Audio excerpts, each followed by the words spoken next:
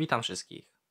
To, czym chcę tu Państwa zainteresować, prezentowałem już pobieżnie przed 2 laty przy pierwszym przedstawieniu idei kapitalizmu społecznego. Teraz chcę o tym przypomnieć i rozwinąć to do końca, bo ten koncept może rozpędzić ponownie polską gospodarkę po tej całej kwarantannie i kryzysie, który czeka nas wszystkich.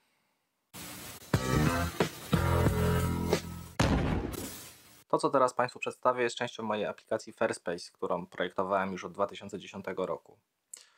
Nie chciałem o tym wcześniej publicznie mówić, bo przez ten projekt ustroju Demokracja Pryncypialna, który rozesłałem wszystkim politykom, ściągnąłem na siebie uwagę służb, które już od 3 lat nieustannie próbują rozbrajać i neutralizować moje koncepty. Niestety nadchodzą takie czasy, że ludzie będą teraz potrzebować pieniędzy i stabilności funkcjonowania bardziej niż kiedykolwiek. Bo ten cały kryzys gospodarczy, który zaraz na nas spadnie i to, w jaki sposób państwo polskie traktuje przedsiębiorców, spowoduje, że dojdzie do całkowitej likwidacji klasy średniej. Wszyscy zostaniemy żebrakami i będziemy się zabijać za kawałek kotleta. Dlatego nie mogę dłużej tego trzymać w szufladzie. Bo czując, co nadchodzi i nie robiąc nic, aby chociaż spróbować to powstrzymać, to zwyczajnie straciłbym szacunek do samego siebie. Ten koncept może uratować przed katastrofą gospodarczą zarówno przedsiębiorców i rolników, jak i stworzyć możliwość zarobku i oszczędności dla wielu ludzi. A jeśli politycy nie będą próbowali tego psuć, to może to jeszcze uczynić z Polski potęgę.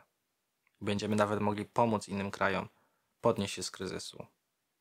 Chodzi o to, aby zgodnie z ideą kapitalizmu społecznego, który przedstawiłem w moim poprzednim filmie, stworzyć biotechnologiczny holding składający się z rolników i przedsiębiorców. Głównym zadaniem tego holdingu byłoby przetwórstwo konopi przemysłowych. Rolnicy uprawialiby konopie, a przedsiębiorcy zajmowaliby się przetwórstwem i produkcją tworzywa konopnego. Tworzywo konopne może całkowicie wyprzeć użycie plastiku z obiegu, jak i również zastąpić inne materiały. Również od strony technologicznej nie ma żadnych przeszkód, aby można je było stosować w produkcji, bo można wykorzystać dokładnie te same maszyny, które aktualnie służą do produkcji wyrobów z tworzyw sztucznych. Kwestia uprawy także nie stanowi najmniejszego problemu, bo konopie przemysłowe są bardzo niewymagającą rośliną, więc nie byłoby żadnych przeszkód, aby rolnicy mogli dostarczyć potrzebnej ilości. Nie ma również obaw o to, że rolnicy wyhodowaliby zbyt dużo konopi, a później nie mogli tego sprzedać, bo możliwości zastosowania tworzywa konopnego są po prostu nieograniczone. Począwszy od reklamówek foliowych, aż po materiały budowlane. Jest to bardzo rozległe zagadnienie i możecie Państwo na ten temat znaleźć całą masę informacji w internecie. Więc aby nie marnować Państwa czasu, to nie będę się na tym teraz skupiać, bo zależy mi na tym, abyście wysłuchali, jak możemy na tym wszyscy zarobić i dzięki temu przetrwać nadchodzący kryzys gospodarczy. Aby ten koncept był możliwy, to musiałem zaprojektować dla niego praktycznie cały ekosystem gospodarczy. Bo w istocie to, co Państwu proponuję, daje możliwość stworzenia całkowicie nowej, kompleksowej, alternatywnej gospodarki. Zupełnie niezależnej od rothschildowskiego systemu finansowego i obrzydliwie chciwych korporacji. Najważniejszym elementem tego ekosystemu jest holding zajmujący się przetwórstwem konopi, bo zależałaby od niego po pierwsze kwestia rozliczeń finansowych, a po drugie to, jak byłyby przetwarzane te konopie przemysłowe.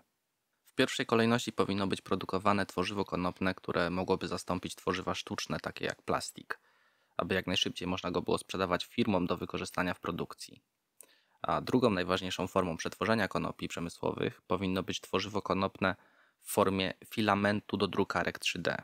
To taki wkład zasilający, który wykorzystuje się do drukowania właśnie w takich drukarkach 3D. Wtedy wiele firm i zwykłych ludzi, choćby studentów informatyki, mogłoby opracowywać schematy do wydruku na przeróżne przedmioty, a konsumenci mogliby tylko wykupywać licencje na ich wydruk. Kwestię samego wydruku można by zorganizować w dwojaki sposób. Albo moglibyśmy powołać obywatelską spółkę akcyjną, która by się tym zajmowała, albo można by zsieciować podmioty, które chciałyby same zainwestować w drukarki 3D i realizować zamówienia na wydruk. Zarówno w jednym, jak i drugim przypadku wydrukowane wyroby i produkty byłyby dostarczane do klienta kurierem. Ten nasz biotechnologiczny holding zajmujący się przetwórstwem konopi przemysłowych działałby tak, że w momencie, gdy rolnicy dostarczyliby konopie do zakładu przetwórczego, ten zakład nie wypłacałby im od razu gotówki, tylko wystawiałby im obligacje, które w praktyce działałyby tak samo jak kryptowaluta. Tę walutę obligacje nazwałem konopkami. Następnie te konopki trafiałyby na naszą obywatelską giełdę. Wytłumaczyłem zasady działania tej naszej obywatelskiej giełdy w poprzednim filmie, w którym przedstawiłem ideę kapitalizmu społecznego. Po obejrzeniu tego nagrania zachęcam Państwa serdecznie do obejrzenia tego filmu, bo całość prezentowanego tu przeze mnie konceptu stanie się dla Państwa dużo jaśniejsza. Firmy i producenci, którzy chcieliby zakupić przetworzony materiał konopny od holdingu przetwórczego, aby użyć go do produkcji swoich produktów zamiast tworzywa sztucznego czy innych materiałów, to najpierw musieliby wykupić za walutę standardową konopki i dopiero nimi zapłacić za zakup przetworzonego materiału konopnego holdingowi przetwórczemu. Również w przypadku zwykłych konsumentów musieliby oni najpierw wykupić konopki, aby następnie mogli nimi zapłacić np. za wykup licencji na wydruk 3D. Ten proces oczywiście można zautomatyzować w taki sposób, aby konsument tylko przelewał odpowiednią kwotę walutą standardową i automatycznie byłaby ona przewartościowywana na konopki w chwili dokonywania transakcji. Takie rozwiązanie kwestii rozliczeń pomiędzy rolnikami, holdingiem przetwórczym, producentami, przedsiębiorcami i zwykłymi konsumentami jest najlepszym z możliwych, dlatego iż obowiązek zapłacenia podatku występowałby dopiero w momencie zamiany konopków na walutę standardową. Same konopki na naszej giełdzie obywatelskiej byłyby przypisane do portfeli rolników i dostawaliby oni automatycznie środki pochodzące z wymiany konopków na walutę standardową. A w chwili wymiany konopków na walutę standardową dochodziłoby do unicestwienia z obiegu samych konopków. Więc ta nasza waluta-obligacja miałaby realne i fizyczne pokrycie w surowcu. A co najlepsze, nie byłaby ona w żaden sposób zależna od rothschildowskiego systemu finansowego. Więc nawet gdyby upadły wszystkie waluty na świecie, to konopki zachowałyby swoją stabilną wartość. Dodatkowo można by zrzeszyć polskie marki, które w swoich sklepach również zechciałyby przyjmować płatność w konopkach. Dzięki temu rolnicy mogliby również używać konopków jako środka płatniczego i wpuszczać go do obiegu w ten sposób.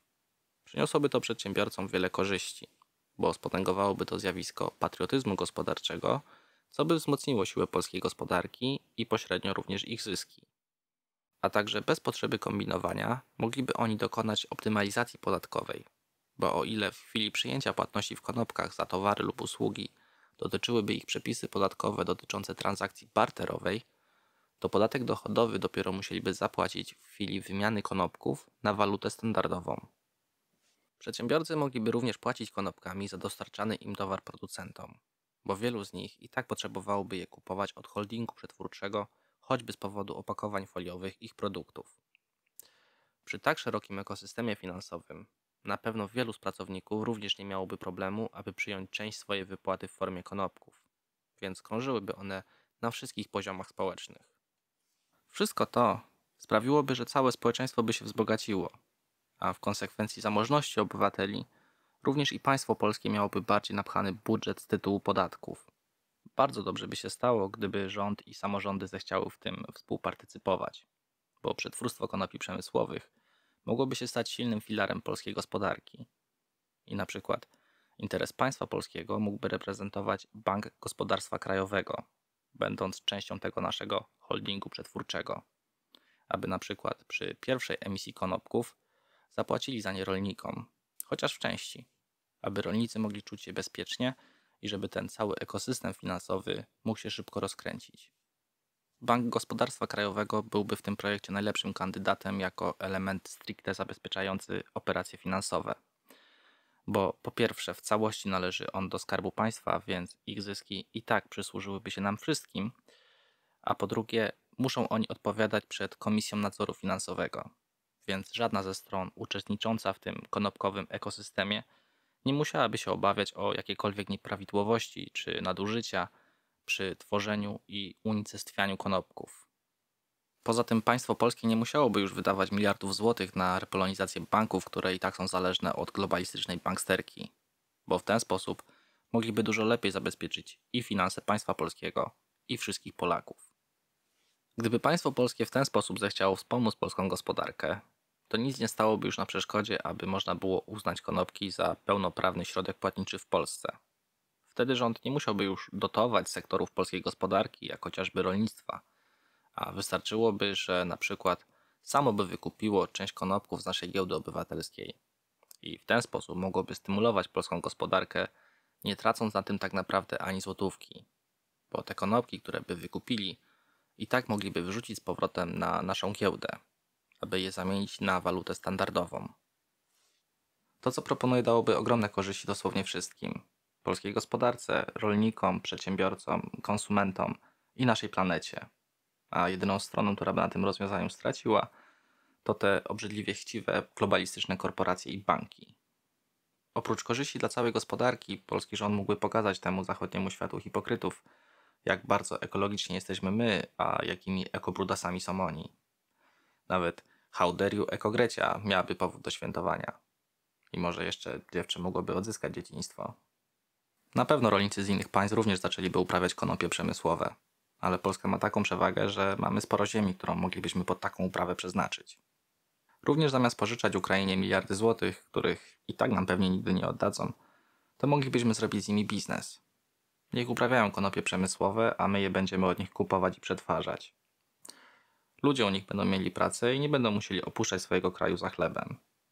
Białoruś także mogłaby do tego dołączyć i wspólnie moglibyśmy się stać globalnym potentatem w produkcji tworzywa konopnego. Zresztą mogłyby przystąpić do tego gospodarczego ekosystemu wszystkie kraje wchodzące w skład Trójmorza. Wtedy konopki mogłyby się stać naszą ponadnarodową walutą i sami sobie byśmy urządzili ten kawałek świata po naszemu, w zgodzie pomiędzy nami Słowianami a matką naturą.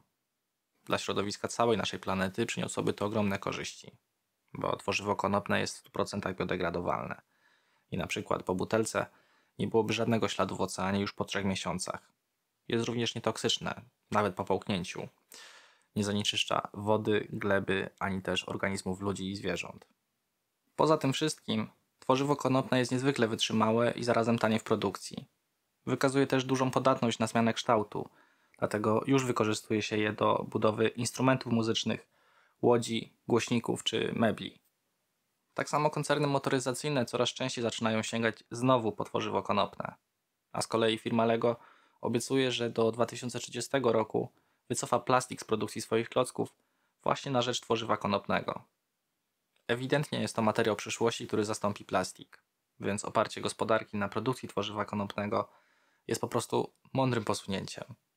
Każdy, kto ma rozum, powinien zauważyć, że jest to pomysł warty grube miliardy złotych. I pewnie wielu nazwie mnie frajerem za to, że wyjawiam tu swój koncept publicznie. I z tego, co do tej pory się działo po tym, jak przedstawiałem tu swoje koncepty, to zapewne zaraz się znajdą albo jakieś służby, które będą próbowały rozbroić moją propozycję, albo jakieś inne cwaniaczki, które zaczną wygłaszać coś bardzo podobnego. No ale trudno. Ja tego nie mogę dalej trzymać tylko i wyłącznie dla siebie. Bo idą takie czasy, że jest to nam koniecznie potrzebne na już, abyśmy mogli przetrwać. Ja takiego kalibru pomysłu mam jeszcze kilka w zanadrzu. Jasne, sam też potrzebuję hajsu, żeby żyć. Jak my wszyscy. Ale daję wam słowo honoru, że nie wymyślam tego wszystkiego z chęci zysku, tylko z potrzeby mojego dziurawego serca.